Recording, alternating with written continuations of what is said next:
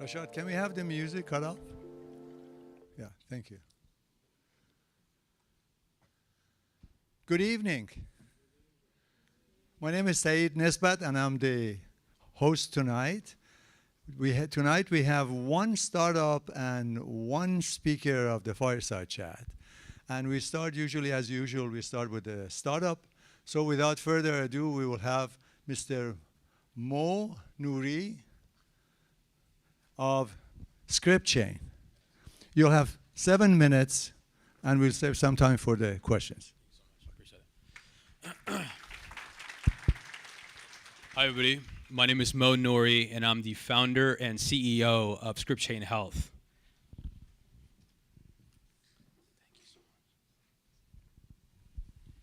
At ScriptChain Health, we use artificial intelligence to predict heart disease readmissions, and we give physicians a second opinion on personalized treatment options to combat over and under treatment. I want to walk you guys through why I started the company in the first place, right? So when my mom gave birth to my sister and I within a year time frame, she needed assistance taking care of me while she tended to my sister. So my grandma actually stepped in and started taking care of me as I was growing up. And over the years, I became very close with her. So close that I consider myself to be a grandma's boy, very proudly. But unfortunately, she was actually diagnosed with CHF, so heart failure. And over the years, her symptoms and her severity level started to increase. And she was always going in and out of the hospital, in and back readmitted into the hospital over and over again, where I thought that physicians were treating her kind of like a guinea pig because they continued to remove drugs, add more, increase some doses, lower others, and it was ultimately ineffective because when I was getting ready for school one early in the morning, we received a phone call that she passed away due to CHF, and that was the first time I've ever felt heartbreak before, and I started to question the healthcare system a lot as to why weren't they able to intervene at an earlier stage, why weren't they able to prevent this, things of that sort. So fast forward to me getting into business school, I thought about that use case again, but this time I did my due diligence, right? So I wanted to figure out how large of a problem is this, and I found out that cardiovascular disease is actually the #1 cause of death in the United States, equating to over 700,000 deaths a year, and that energy continues to grow by about 2 to 4% annually.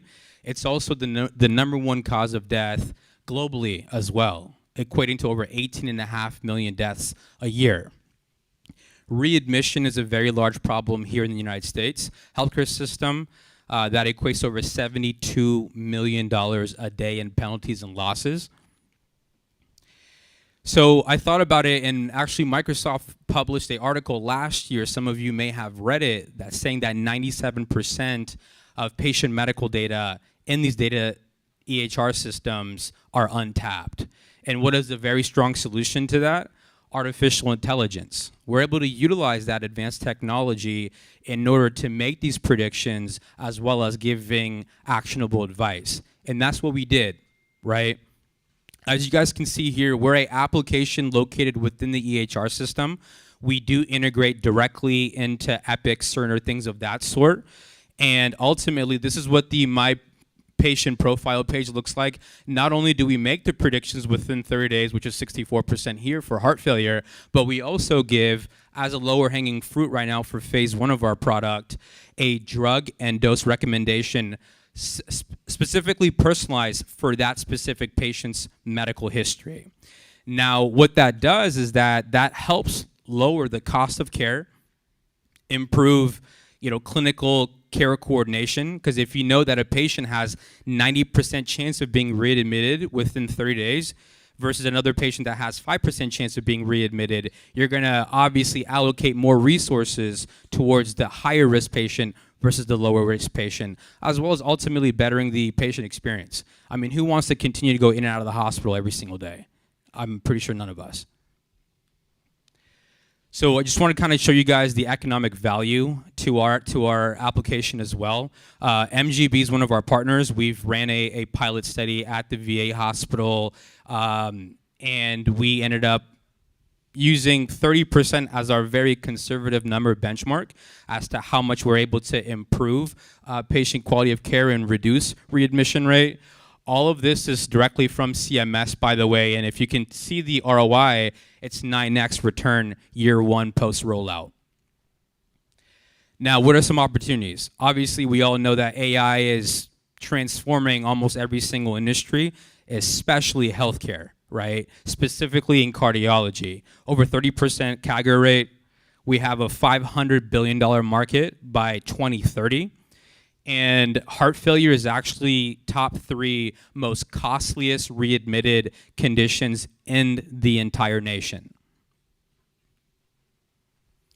So how does our AI work? We can't show you our architecture, of course, because that's confidential. However, I can show you some of our outcomes. So if you see here, the top 2 rows are our application, and the bottom 3 are the most used machine learning algorithms right now in the industry. And we obviously blow them out of the water.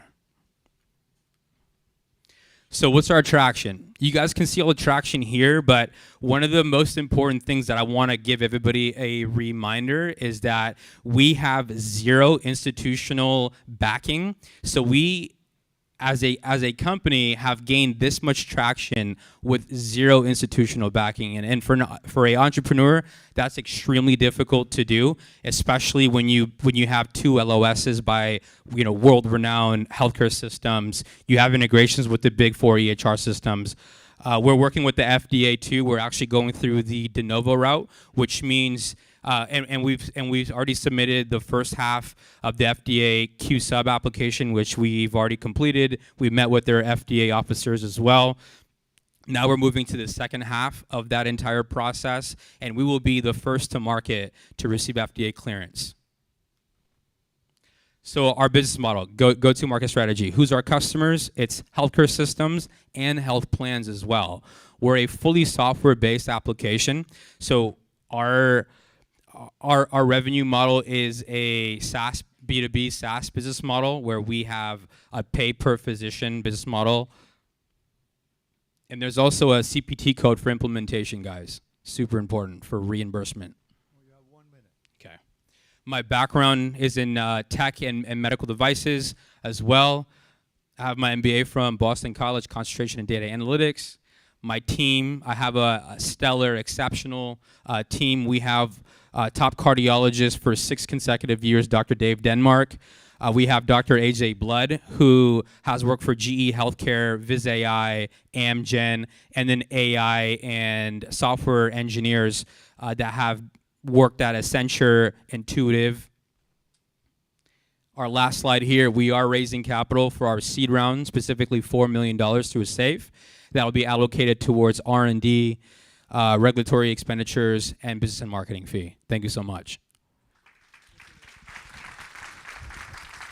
Thank you very much, Mo. We have time for a couple of questions from the audience. Yes, please state your affiliation and your name. I'm Dr. K.R.S. Murthy. I have many inventions in healthcare and medicine as well. I want to understand whether you do heart ejection rate analysis, which is very, very important, and I can explain to you in case you need to know what is heart ejection rate. It's basically used as in terms of percentage, 50%, 60%, 70%. Once you go below, then there are issues there in terms of pumping.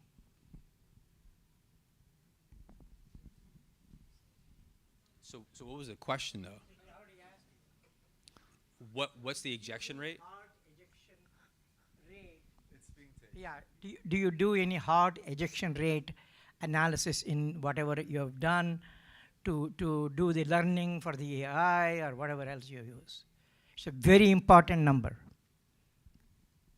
Yeah, so how our algorithm works is that we have built out prediction models for it. Some of the inputs come from the EHR systems that have a lot to do with symptoms and whatnot.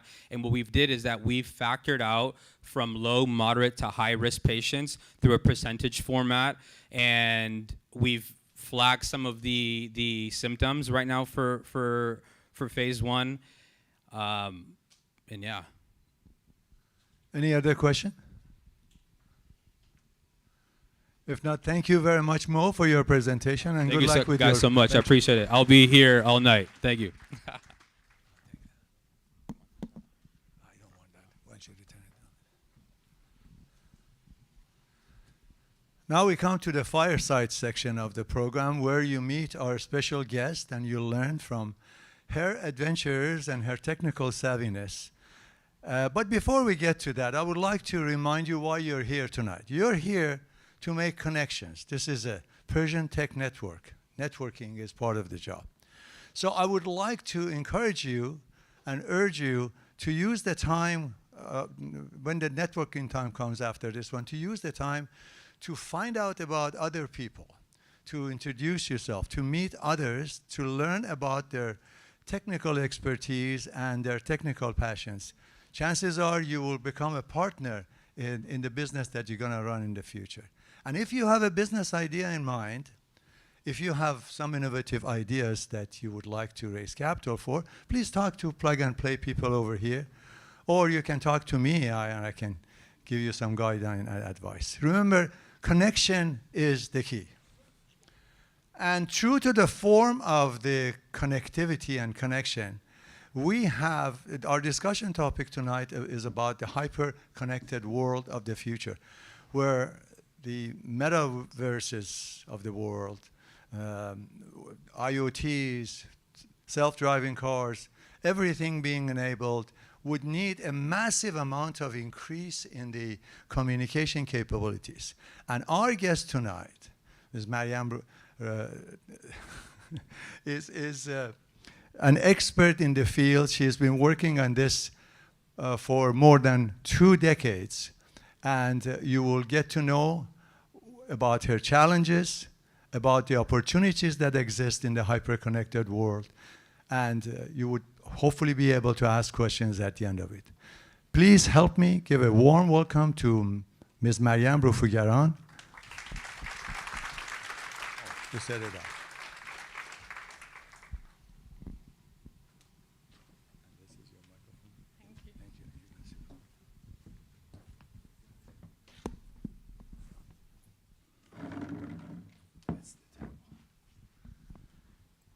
Ms. Rofougaran, thank you very much for giving us the opportunity to have you here as a Fireside Chat host. We chatted a little bit yesterday, but I would like to start by asking you to give us a little bit of a background about yourself. When were you born? Where did you go to school? How did your initial interest in technological world started? Thank you very much for having me, and it's a pleasure to be here and seeing so many Persians and, I'm assuming some non-Persians, but it's always good to see people who are in technology or entrepreneurs, and I'm so glad to be here today. In terms of who am I, where I have come from, so I was born in Isfahan, 1968, so I'm not that young anymore, but so I have a brother who's older than me, who's my partner today. He's been my partner ever since I've come to the US, and I tell you a little bit about that later, but, and then I have 2 sisters. One is my brother is the oldest, and I have my sister in between us, who's, she's in the medical field. And my brother is electrical engineer. I'm electrical engineer. My younger sister, who's much younger than me, 6, 7 years, she's also electrical engineer. Let me interrupt just a second. I want to make a point about you being from Isfahan, because in our community, I see a lot of Isfahanis. Although some people have mentioned that, don't mention that people are from Isfahan, because we can't all be from Isfahan and we feel bad. Okay? So you know, we were not going to do that. We're going to mention the achievements, the origins. So if you're not from Isfahan, I'm sorry. Are you from Isfahan? I am half from Isfahan, yes. No wonder. But, and by the way, I don't know if you guys speak Farsi, but if I start speaking Farsi, you'll see I'm from Isfahan. من اصفهانی هستم و لهجه‌ام هنوز همونطور مونده. از وقتی اومدم از ایران بیرون فکر کنم بیشترم اسپانیش لهجه‌ام شده. But anyway, so as I was saying, so I was raised in a family who, just like everybody else's family in Iran, cares so much about education. So no matter who you are, what you are, you know, your family always wants you to go to school, even if they know you're not going to be using it or not. But education is really fundamental and really important in Iran, which I think it's great. I think that's why we have so many people who are successful in different fields.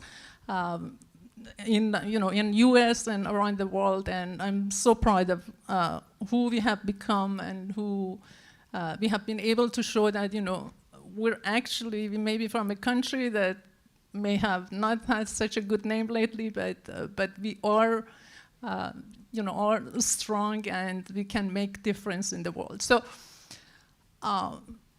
my parents, neither of them were in engineering, or my father didn't even go to university. My mom, even though she was very smart, she didn't get the chance to go, so they were both high school diploma, but they always, I think partially because they didn't do it, they really wanted us to advance. My mom always wanted us to all go get PhD and all that, and from the early on, I remember, and they wanted us to become doctors, by the way, medical doctors. Like everybody does. Like everybody does. But I remember my first, when I was in elementary, they always give you that essay and say, what is it that you want to become in the future? And so my mom was helping me write, and of course, it was all about, I'm going to become a doctor, etc. But all of us were good in math, and that was really something that we really liked. My brother, me, it was just something that we were good at and we enjoyed, and no matter what and how much everyone tried to put that, except one of my sisters who really loved the biology and medical school. So I really enjoyed truly solving math problems, and my hobby was sometimes just sitting and doing difficult maths or physics problems, etc. And even though my mom went, and you know how in high school you have to choose whether you want to go medical school or you want to in Iran, so she put me in the field of biology. I used to go to the classes of maths with the other students and attend those, etc. So it happened that it was during the war, Iran-Iraq war, and my brother, the universities were closed, and my brother, if he had to stay in Iran, he would have been drafted and there was no university to go to. And then right before he graduates from high school, he came out, and he came to the US, and he basically started going to school here. Let me interrupt you. Just one question that we enjoy to ask usually our guests is your concours ranking, but I know you left Iran before you took concours, so we can't. No, I actually took it. You did? I took it, but I didn't even wait for that to come out. Do you know what your ranking was? I think it was. Although some people object to that and say we can't all be high ranking, so I'm sorry. No, I think it was in the first 500 or so, but not too shabby. But I wasn't even, because as soon as my brother left, I was talking to my parents and I was asking them, I really want to go. I want to go to US because I want to continue. I want to have a path, and they had agreed to. But they said you have to stay here and you have to do the exam, etc., and then we'll send you because you have to do what? I'm sorry. Take the concours and all that. You took the concours, but you went to UCLA anyway. And then I left Iran, and then I ended up coming here. And you knew you want to do double E in UCLA? And I did not know that. Okay, All I knew was that I loved math and physics, and so as soon as I came here, my brother came to pick me up from the airport. He picked me up and he took me right away into the lab that he was doing research at UCLA. And what So was that's his how I research got on? to What was his research? electrical engineering. He was Well, actually doing you know, circuit electrical design and all that. Circuit design. Okay. So then that's where I got exposed to what engineering was. I mean, honestly, I didn't know much about engineering in Iran. And then, once I got there and I got to learn a little bit about what engineering is, and realizing that, eventually at the end, I have to go to a field that you can do some more practical work, etc. So you say that was the one closest this. to, that was the closest to applications of math and physics, and that's how I ended Let's up. move forward a little bit. You did your master's and bachelor's and master's in UCLA, and you even continued into the PhD program. But something magical happened during your PhD program, your research. You realized that you and your brother that you're coming up with some ideas that it's worth opening a company for. And that was the beginning, the zygote of the company called Innovent, right? That's right. Tell us about that. How did that come about? So I was doing my undergrad, and then immediately I got into my master's. And for my master's, I had to work on a thesis. At the same time, my brother, who had finished his master's and had gone to work for a couple of years to get his green card, and so he wanted to come back for his PhD. So he was coming back for his PhD. I was starting my my master's, and so we started looking. My professor was looking at trying to figure out what projects can be done, etc. And there was this DARPA project, which was about integration, doing radio and integration of that in CMOS technology. So I don't know if you guys are familiar or not with the process notes. Most people are techies here, so they Okay. can. I'm sure they can. So we had an option of choosing different things, but that sounded really interesting because it sounded also impossible. So the idea was putting an RF circuit at the same time on the same CMOS as a digital circuit. There were two challenges, Okay. right? First of all, at those days, CMOS technology was all 1 micron. I think best case was about 65 nanometer or something that TSMC had. And that was all purely for digital, and some analog were being done, but there was no way that you could imagine you could build a radio at 900 megahertz or above, or even 500 megahertz on that CMOS technology because of all the parasitics, etc. So it's basically didn't sound it's possible to do a radio, not even forget about taking the radio, putting it with digital together on one chip. So building a radio in a low-cost process node in CMOS did not seem to be possible. As we will see very shortly, this was a huge success story in the business. But what made you so confident? This is a lesson for people. What made you so confident in 1998 that you guys can do this, something that everybody says, oh, it would be good to do, but we can't do that? Usually when you're in university, that's the best time to take the risk. If it works, it works. If it doesn't work, you still get to graduate. It's not that you won't graduate. And we thought that that was very interesting. That was very exciting. A lot of companies were all skeptical. They could not believe this can be done, and that was the right. So you were getting the funding to do it. What's better than that, right? Where'd you get the funding? Did we know for sure this is going to become something that changed everything, etc.? I would say no, but we thought we could make something work. Let's put it this way. You got only $10 million of funding, and in 2 years, just 2 years, you made the company that Broadcom bought it for. Okay, let me go back a little bit.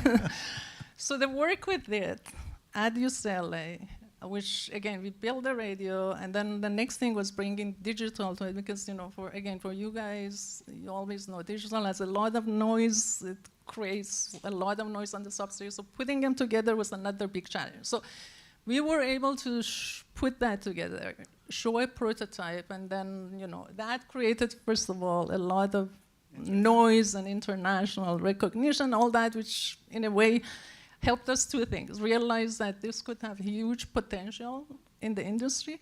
Secondly, it put us in a position that we could attract attention, etc., for funding and all that. But then again, it wasn't, it's not like the easiest thing to do. So we decided, that's when I kind of halfway through my PhD decided to drop out. That's when my brother was graduating his PhD at least.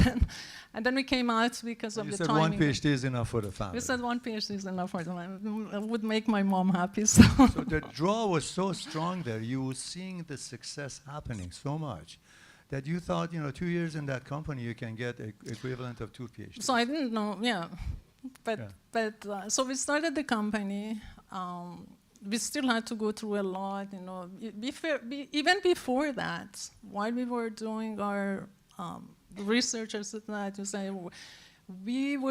were doing some sort of consulting with both big and small companies. So that brought some more knowledge of business as well as industry. So when we started, basically, our company, we had some knowledge already as what the startup is and all that. So we started the company. We got some funding. If I remember correctly, we got $2.5 million. And then, our advisor at UCLA, our second advisor was Henry Samueli, who was the founder of Broadcom, which we had classes with. So as soon as they realized we're starting a company, they wanted to come in and invest, so they became investor too. But I think all we raised was really $2.5 million Series A. And in a matter of about a year and a half, we were able to put the first Bluetooth chip together.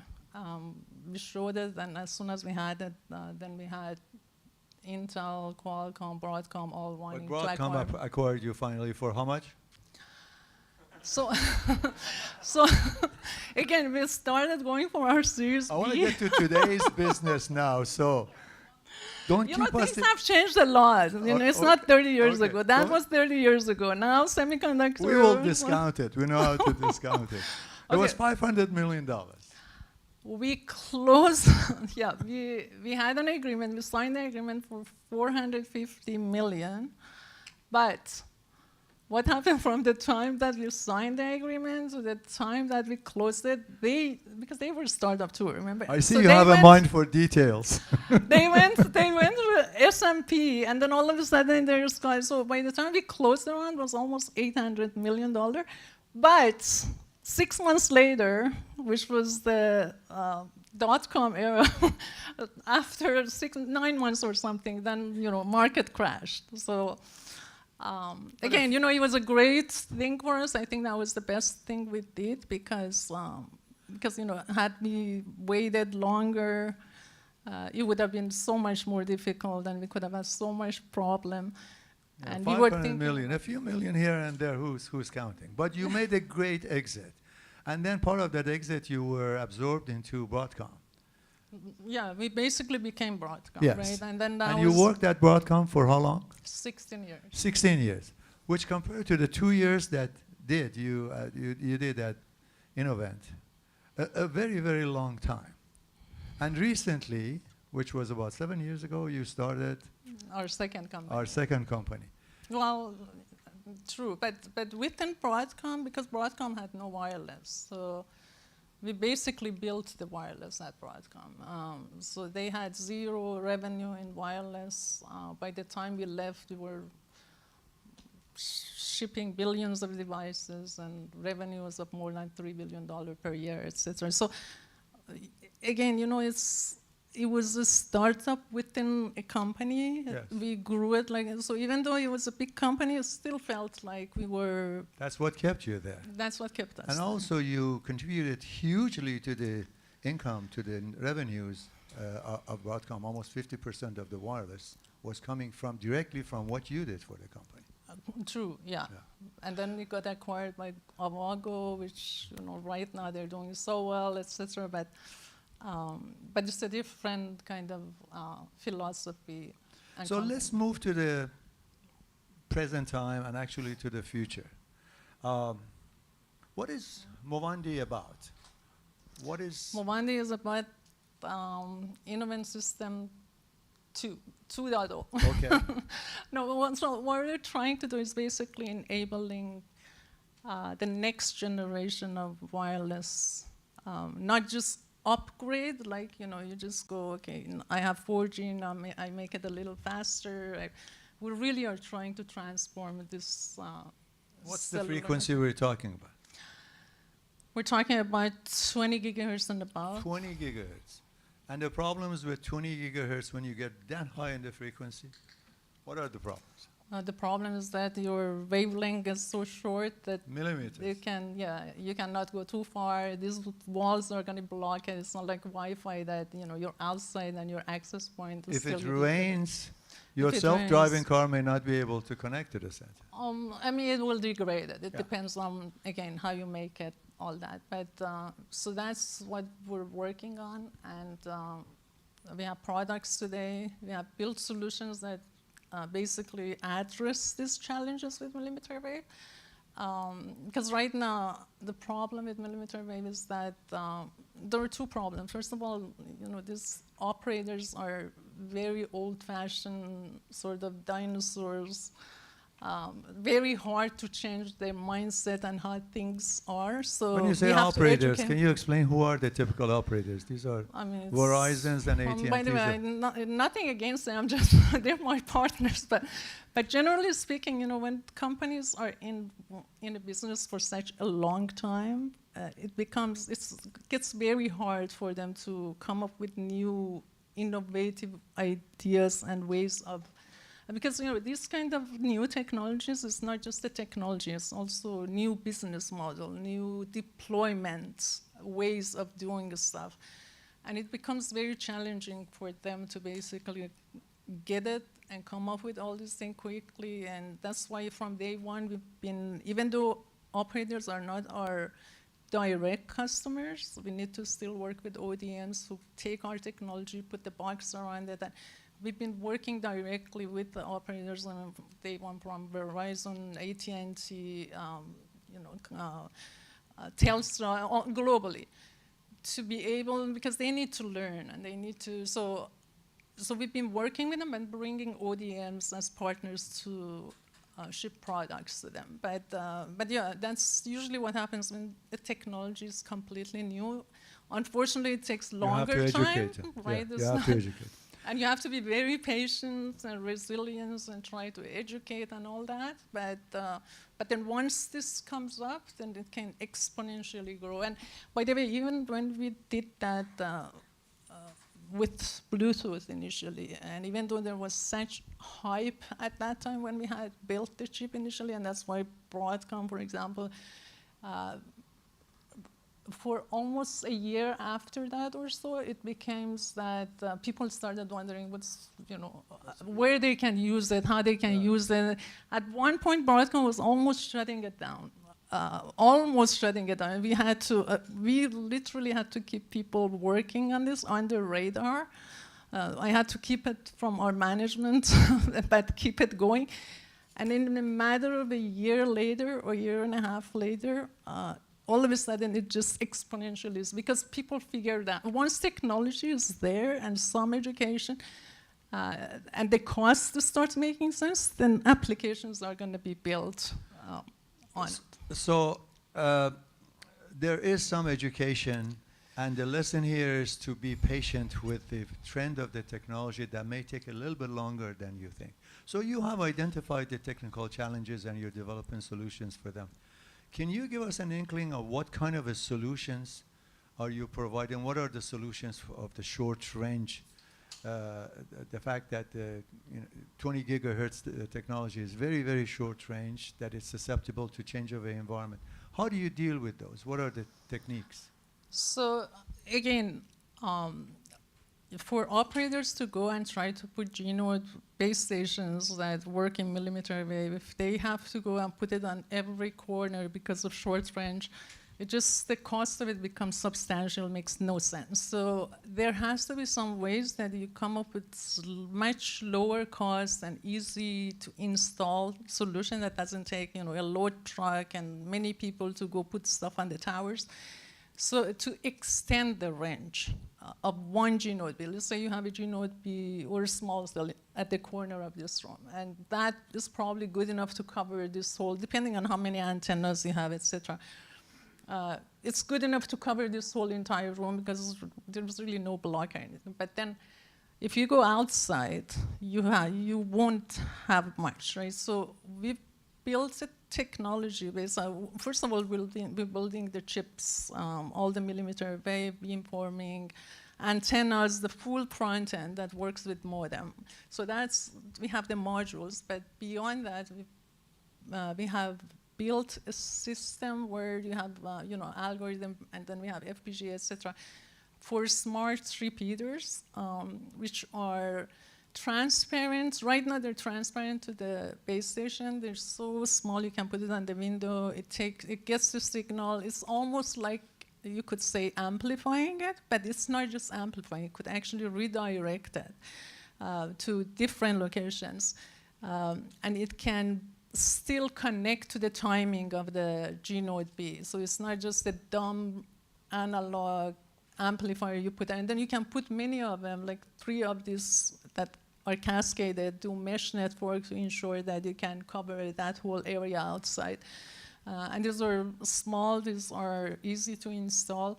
And that's basically, I would say, one of the only ways that you can go. So that's what I mean by new deployment kind of ways of doing stuff.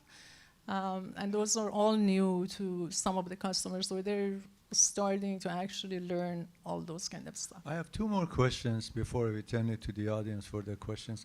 And one of them is, can you draw a picture for us what would be the hyper-connected world if everything that you work on succeeds and works beautifully?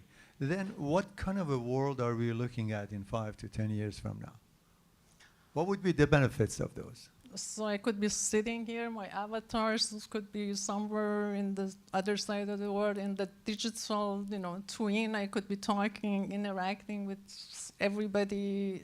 So it's just, all those things that people are talking about with AI, AR, VR, as well as, all this sensing, etc. So imagine this way, we talk about AI transforming the world, which truly is. I think AI will be playing a huge deal going forward in how we live, what we live, making the cities smarter. But AI needs data. I mean, AI can't just do things on its own. So it needs data, it needs both data that are available and data that are being generated instantaneously from mobile, from people who are moving, etc., whether it's autonomous car, whether it's people walking, etc. And there has to be a way for data to actually get to where this, because some things can be done local and will be, AI can be both local, but if you want to make a smart world and something that really people keep giving you all this vision, it also has to be that some of this data get to a center with all data from different locations, and then you can run algorithm and make smart decisions, whether it's for autonomous car or smart city, etc. And there has to be a path that gets the data to these locations. And you provide that that's basically, and that has to support instantaneous with no delay, as well as huge amount of data. There's nothing. Right. Yeah. There's speed of light involved. So. But realistically speaking, this infrastructure and the 5G that people are talking about today won't be sufficient for that. For this kind of future to happen, you're going to have billions and trillions of sensors all around you in the society. In this room, look at the Apple Vision that just came out. That's just the proof of Vision Pro. Vision Pro. Yeah, sorry.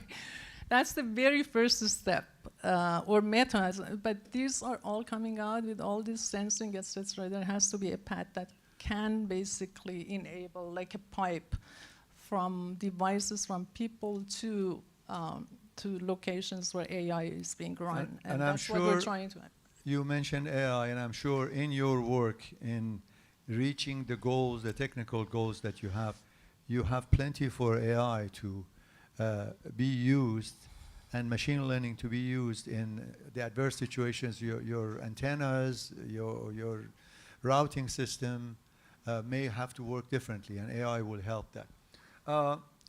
And of course, AI is dear and near to the hearts of many people over here. Can you identify some opportunities that people sitting in the audience can look forward to and maybe get involved?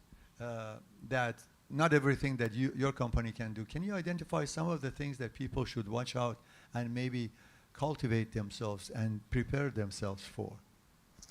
So I think we keep hearing about AI, and everybody attaches themselves to AI today. It's unbelievable, anyone who's starting something today just throws AI. But I really think at the end of the day, the areas that AI can tremendously, AI will play everywhere, and it's important to be used in everything. But and then you hear about assistant, this AI assistant and all that. But I really think future is all about medical, healthcare, life sciences, genetics, anything that has to do with health, etc. And AI can make a tremendous difference in those areas. I believe we're behind in life sciences, biology, related to medical health improvement, both in terms of economics of it and affordability, as well as some of the treatments and inventions that can happen. Just imagine, I really do believe that cancer, again, AI may not be able to come up with the treatment, but there is so much analysis and so much data from patients, so much information that can get captured from the body, from your genes, etc., that needs to be analyzed. And there is no way, even if you throw 1,000 people on it, to sit down and do all this. And I think AI can make a big difference. I think future is all about that, and those are the fields that... That's music to the ears of Mo, who presented the startup. Exactly. Are there some areas that you can identify which is closer to what you are working on? Antennas, clusters, I don't know, that's your field. So is there any opportunity for people over here for these fertile minds to go after? Some breadcrumbs that your company is not doing, and they can start some company. Think about yourselves as 27 years ago when you started your first company. So ideas. Okay. So what we're doing, we're still a semiconductor company, core technology, and I think when we started, just to give you an example, when we started our first company, people were saying that if somebody makes a Bluetooth that's $10, it's going to be the best price, right? One of the things about, and the only reason that we were so successful in what we did was that we were able to actually make that Bluetooth less than $1 and fast enough and make it so tiny to be able to go to all these cell phones. And not only that, we didn't stop there. We started integrating, bringing more. We brought Wi-Fi into it, and then we added GPS to it. So one tiny chip that you could literally sell it for even $3 with all these systems, etc. And we were still selling it for more and making good money out of it, good margin. But But I think this is the same thing in our field, and that's what we're trying to do. And I think that, whoever starts, the cost and power consumption and these things are very important. And as soon as, so what we're trying to do is bring the cost of this millimeter wave, which is a challenge today, not only because of the chips, but again, being a new technology, the substrate for the packages, the board, all these things, and these will start going down as the volume goes up. But any kind of idea that can be bringing the cost, power consumption of millimeter wave and lower, or generally in cellular, I think that would be the path to go, making better antennas, lower cost antennas. So if it's the business, dollars is involved. Have that in mind. Well, thank you very much for your thoughts and for feedback on this. Thank you. Thank you. We have time for a few questions. Raise your hands and I will pass the microphone. Well, gentleman over there in the back.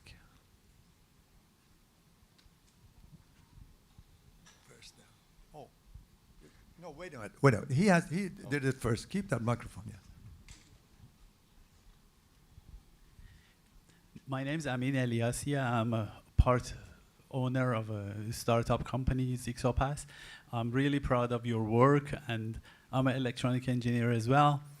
I have a question, very important question, health-wise. I studied microwaves long time back, and we found out anything more than 20, anything more than 1 gigahertz is kind of not good for health, brain stuff. So have you done any studies regarding this 20 gigahertz that you're putting out from antennas and what health effects it has? We have not, but there are governments and some what do you call it? It's not FCC, but there are entities that's their job, right? So they put restrictions on how much power can get transmitted. Whether you're indoor, you're outdoor. FCC is Spectrum, but I think I forgot the name of the consortium that does the the limitations on the. Based on health, but all these are part of when government basically comes and say, okay, you use this spectrum, they also come up with restrictions saying that, okay, for indoor, and sometimes they spend a lot. I know, for example, in Japan they've been doing it for the past 4 or 5 years, and now they're finally ready to do it. But having said that, especially when it comes to millimeter wave, one of the challenges is that you lose energy so fast. So usually if there is a problem, it's not really the base stations or the infrastructure devices that are a problem, because by the time they get to you, the energy has gone so low, and that's why your devices have to have such good sensitivity, all that, to even capture it.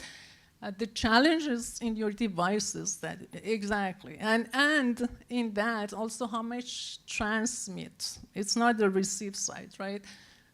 Right, so the transmit, and then how often, how long. So if I'm completely against someone having the phone on their ears, sticking to it for an hour. I don't think it's such a good idea, right? But and then Bluetooth headset, etc. They're so low, and so I think that's what you need to be careful about. But even those, they still have restrictions, and they have to obey those to be able to sell. Hello. Yes. Hey, Maryam John. Thank you for the talk. I'm a software engineer, so I don't know much about EE. But my name is Kayvon, and I'm the founder of a Small Check Network. Something completely different. But my question is, back in the crypto hype, when it happened, there were a network of these antenna networks. One of them was Helium, I believe. Do you guys see a future in such a distributed antenna system that people can host and get rewarded for? I'm sorry, what was the last word? Helium is the network that is like a cryptocurrency base. So you purchase an antenna, you get rewarded for the communication that you relay, and so on and so forth. I don't know how that works, so I can't really comment too much, but generally speaking, distributed antenna is the way to go. I really think that, it's a lot better way, especially when it gets to higher frequency. That's mainly the way to go. You really have to be distributing and using mesh and cascading this rather than trying to have just one node that goes too far and put a huge amount of power and cost into it. Thank you for the speech. That was really great. We're all proud of this achievement you have. My name is Mani Rezai, and I have a question about the internal feeling you had. At that time, you raised 2.5 million.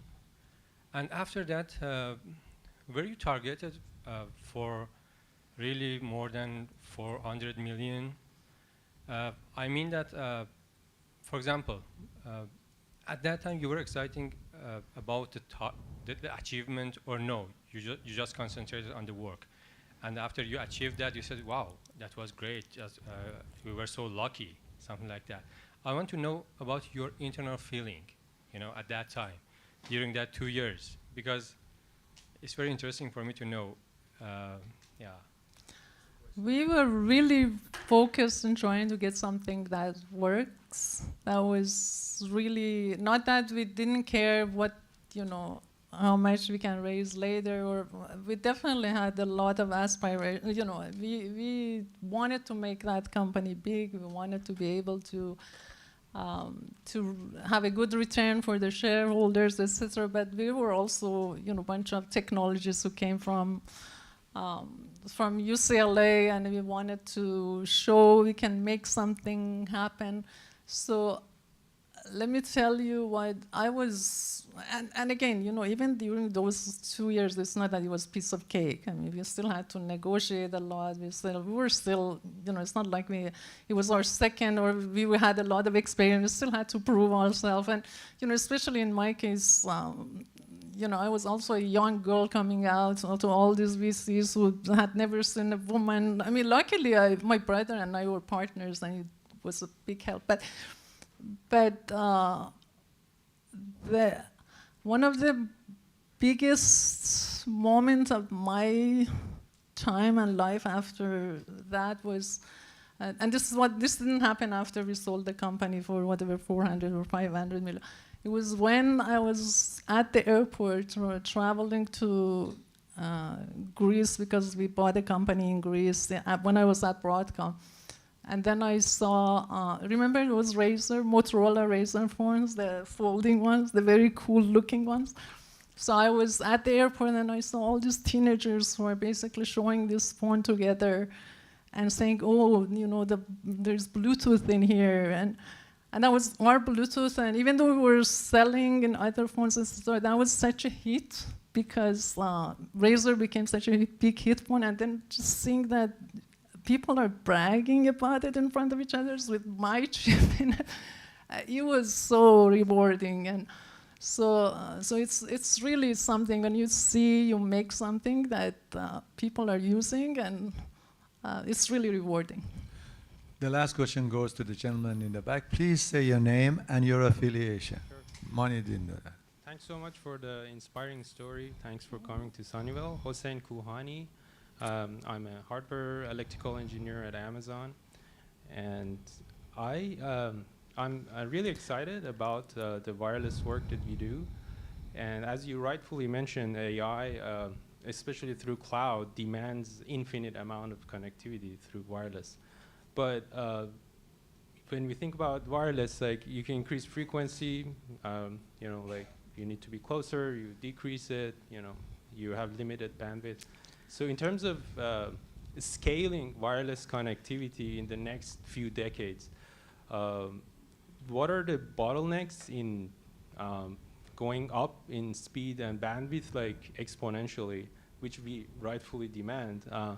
And are there physics limits in the physics that we have already reached, or is it new material that we need to design. What are the bottlenecks in your opinion?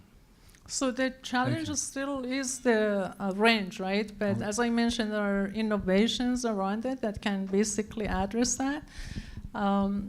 So the material, all those are things that I think over time they're going to improve as this, again, this going to very high frequency for communication. I'm not talking about radar and sensors, etc. That it's a new kind of era, and it's going to come and it's going to grow. And as that grows, then some of the, because so far none of the substrate materials anybody cared about it. So companies haven't really spent too much time to make it better, bring the cost lower. So all those are things that I think will happen no matter what. The main challenge remains with physics. So no matter how much, if I put 30 watts right now here in 20 gigahertz, it can't go beyond that wall, right? If the wall is metal, then forget it. So that's why it requires innovation. So if you line of sight, I don't think there's any issue. You can go far, you can make your antenna good enough, you can get kilometers even, right?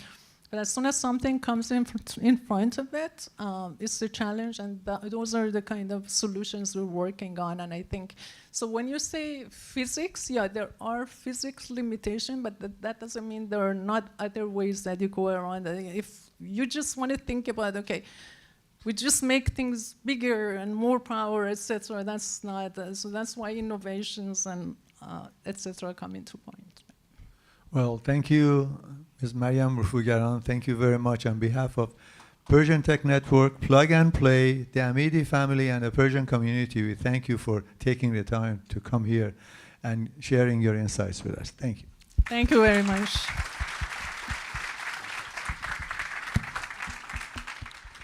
She will be available for a few short questions, but she has a flight to catch. And this is the beginning of the networking time. Have a good time. You can clap, yes.